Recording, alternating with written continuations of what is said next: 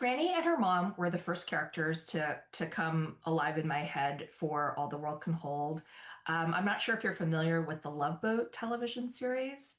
Are you of the age where you remember watching that?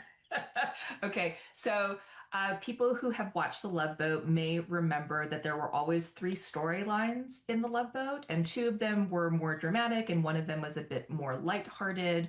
And I realized that one of the things that I enjoyed about imagining the cruise ship is that cruise ships are just filled with people from all different walks of life. And I wanted the cast of characters to be bigger than just Franny and her family.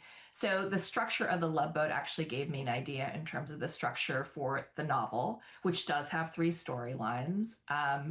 And yeah, so Franny was the first to appear, and then followed by Doug, followed by Lucy, and readers will discover that that's the way that the chapters kind of appear, that we go in this round robin with each chapter focused on one of them.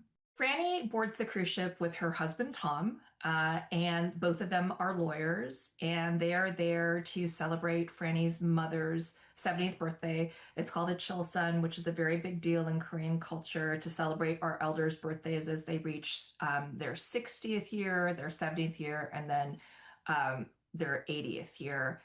And the idea is to hold like this big, kind of as ostentatious as one can afford event in honor of the birthday person. And Franny's brother and his girlfriend are also along for the ride. They had this idea to go on a cruise. And it was kind of like a fully hatched idea. So Franny and her husband kind of decided, okay, we'll do that too. They're not cruise people. They're very quick to say that, particularly the husband.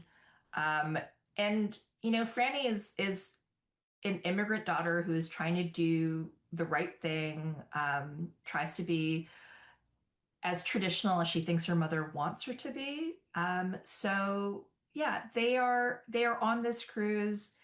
It's not what they would have chosen for themselves, but it's an obligatory celebration that she feels in particular, really dead set on making sure that she honors. Starlight Voyages is a television series that was in its prime in the 70s and 80s. It is very much modeled after The Love Boat, which was a real life television show. Um, and the boat that the ship, I keep trying not to call it a boat because that's wrong. The ship that uh, Moonlight Voyages was filmed on, Starlight Voyages was filmed on, was called the Sonata, and that is the ship that all of these characters are on. Doug is the second main character, and he was an actor on the television series, and he has been hired back for a reunion cruise that he absolutely does not want to be on, but it is work. He's trying to keep up his actor credits so that he can continue on with his health insurance. But, Doug is in recovery. He has a lot of issues with anxiety, a lot of issues of grief about the way that he conducted himself when the show was in its prime, very much using people, neglecting relationships. And now he has landed back on this ship, which is not a place he wants to be. He has brought along, I think, for comfort, for connection and companionship, his nephew Gideon, who is kind of there to be like an angel on his shoulder.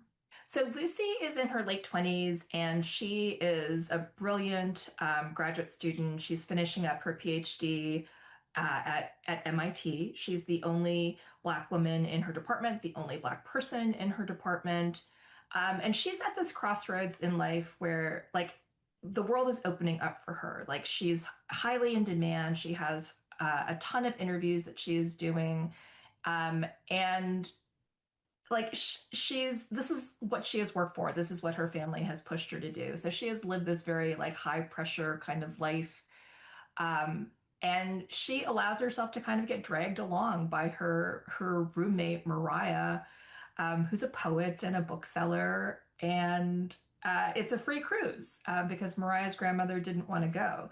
Lucy boards the ship and she can't believe that she's there. She can't believe that this is what she's doing in this particular moment in time. Is actually pretty unlike her and pretty irresponsible.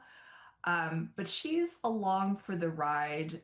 Um, and then she starts to snap back into reality and realize, like, I have job interviews, I have parents who are going to be mad at me, I have a PhD advisor who's probably wondering what is going on, um, and a life that I am supposed to be like in the process of like figuring out. And um, in the background of all of this, Lucy, she wants to be a painter. You know, this is what she wants to do more than anything, but she can't figure out like how to build a life around art when everything seems to be pushing her in this other direction.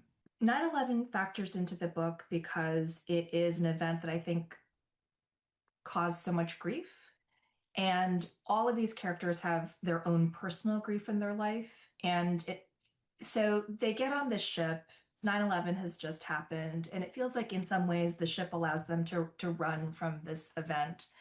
But they can't outrun the ways in which their lives have disappointed them. They've disappointed themselves. So I kind of refer to this as a 9/11 related book that's not about 9/11, if that makes sense. It's definitely sort of the incident that prompts these people to look more deeply inward into themselves and how they might want to change the things that are making them unhappy or unfulfilled or unsatisfied with their lives and their careers and their relationships with others. Well, I've only been on the one and only cruise in my lifetime, and I don't need to go back. Um, but what I remember about that particular cruise is how hard the crew worked to make sure that we were entertained and fed and lubricated. And there are all these spaces in any given ship to make sure that that can happen. So um, I liked having all these settings to play with and to put these characters in. But the thing to remember about these characters is that none of them want to be there really. Like, you know, even Lucy, who gets dragged along on a free cruise, once she snaps back into reality and realizes, like, I shouldn't be here, but I'm stuck here, like, none of them want to be there. So you can put them in a club with a drink in their hand or put them out by the pool. Um, and because they don't want to be there, there's a lot for them to think about and to be in their own heads about. There's a lot for them to observe, and there's a lot of potential for like friction and tension that builds up within the containment of the ship. I really love the idea of bringing like the crew members in, and there are great books that are very focused on the sort of upstairs downstairs aspect of any tourism environment. There wasn't quite enough space to do that in this particular book, just focusing on these three passengers. So what I chose to do with the crew was to make them kind of the common recurring characters who crossed chapters and um, cross these different boundaries. So you would have a head waiter who appears in Franny's chapter, who also appears in Doug's. So they're the common glue that holds the whole thing kind of together. And they're the ones who cross those boundaries from one character's storyline to the next.